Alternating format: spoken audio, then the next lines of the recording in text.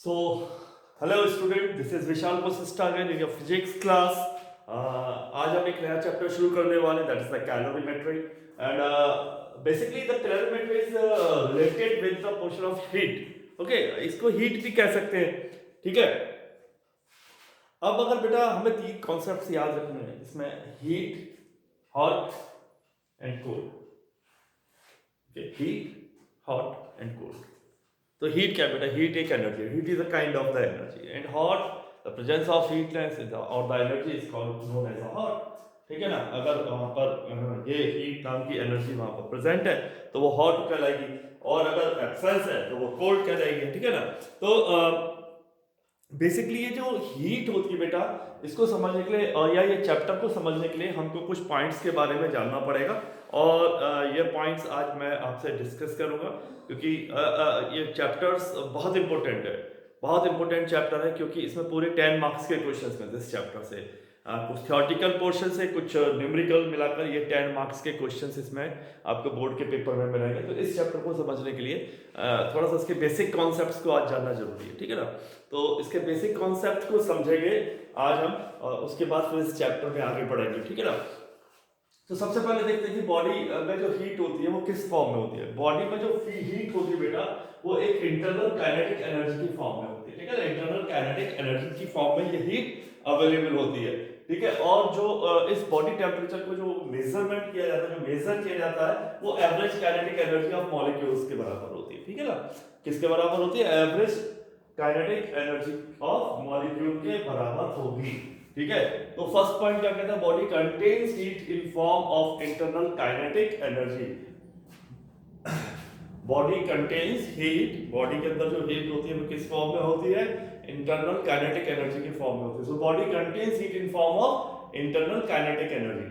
Okay, and the temperature of body measured by the average kinetic energy of molecules. Okay. जब तीसरा बेटा, जब कभी भी किसी दो बॉडी को आपस में कांटेक्ट में लाया जाता है, ठीक है, और उसमें अगर एक का टेम्परेचर ज्यादा है, ठीक है, एक का टेम्परेचर ज्यादा और एक का टेम्परेचर कम है, तो बॉडी की हीट जो है वो हायर पॉइंट से, यानी कि जिसका टेम्परेचर ज्यादा है वहां से लोअर टेम्परेचर की तरफ फ्लो होगी. ये एक बहुत इंपॉर्टेंट फेनोमेना है आपके हीट को लेकर. So when two bodies are in contact, heat flows from body at the higher temperature to the body at lower temperature.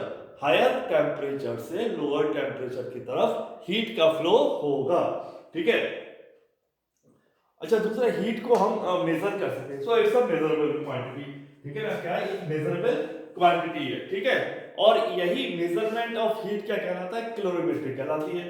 एक तो यानी कि कैलोरीमेट्री क्या हो गया? Measurement of heat. ठीक है ना. अब यूनिट की अगर हम बात करें बेटा, तो इसकी यूनिट जूल होती है और एक कैलोरी होती है. ठीक है ना.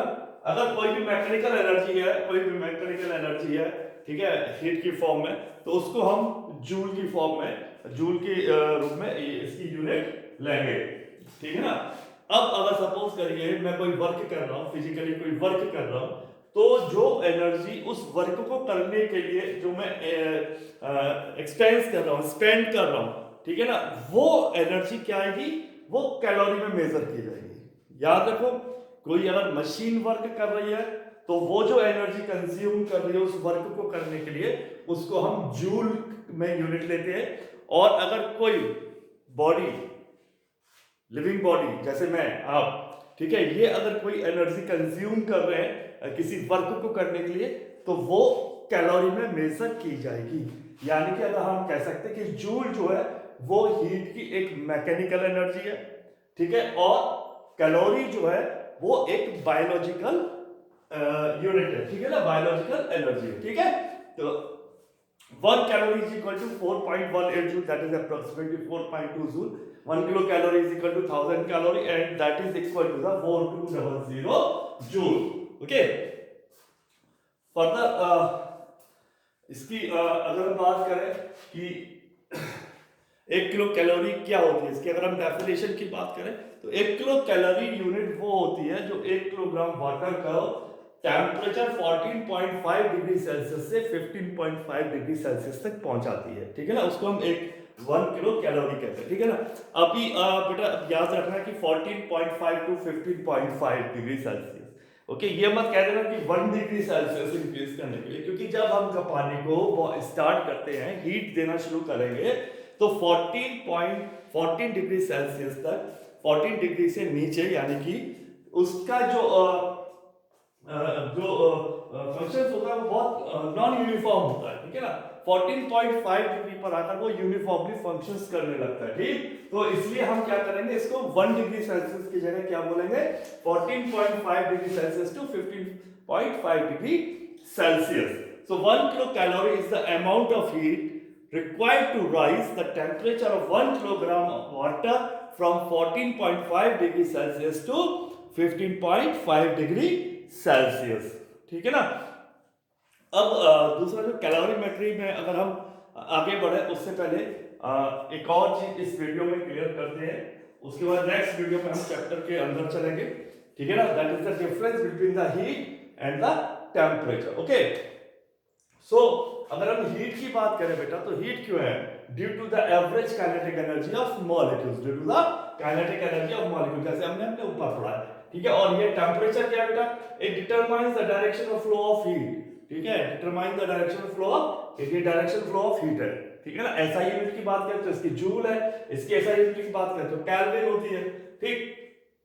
और ये इसका मेजरमेंट, हम हीट का मेजरमेंट किससे करते हैं, कैलोरीमेट्री से कहते हैं। पहले आपको ऊपर बताया था कि measurement of heat is calorimetry, और इसका किससे करते हैं बेटा, थर्मोमीटर से, टेम्परेचर थर्मोमीटर से, ठीक है। हीट एक एडिटिव क्वांटिटी है, ये एक नॉन एडिटिव क्वांटिटी है। एडिटिव क्वांटिटी का मतलब, जैसे सपोज करिए कहीं पर किसी मशीन ने 10 जूल वर्क किया, 10 जूल और ऐड हो गया तो वो 20 जूल वर्क कर गया, 10 और हो गया तो 30 जूल वर्क हो गया, ठीक है। अब आपका टेम्परेचर सपोज करो 37.5 डिग्री सेल्सियस है, और वो 40 डिग्री सेल्सियस हो रहा है, ठीक है, किसी भी बॉडी का। तो ये ऐसा नहीं होगा कि 37 और 40 ऐड कर देंगे हम, 77 डिग्री सेल्सियस नहीं हो जाएगा। ये एक फाइनल क्वांटिटी होती है, ठीक है ना। टेम्परेचर जो है फाइनल क्वांटिटी है, इसलिए वो वहीं पर बताएगा 20 डिग्री सेल्सियस था, 20 डिग्री सेल्सियस। ऐसे नहीं कि अभी 1 घंटे में 12 डिग्री सेल्सियस था, फिर 40 डिग्री सेल्सियस हो गया, तो 40 plus 12 is equal to 52 degree Celsius temperature, ऐसे नहीं होगा बेटा। ये टेम्परेचर जो है ये एडिटिव क्वांटिटी नहीं है, इसलिए ये जो होता है वो फाइनल क्वांटिटी ही होती है, ठीक है। सो आज के इस वीडियो में इतना ही। ये आप ढंग से समझिए, क्योंकि जब तक ये कॉन्सेप्ट्स क्लियर नहीं होंगे चैप्टर थोड़ा सा टिपिकल लगेगा, ठीक है। लेकिन अगर हम इन कॉन्सेप्ट्स को क्लियर करते हैं तो यही चैप्टर आपके लिए ईजी हो जाएगा।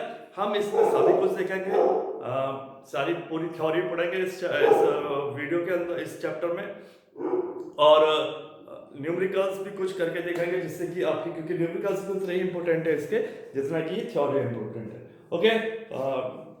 Meet you again in the next video, till then bye, share it, like it, thank you.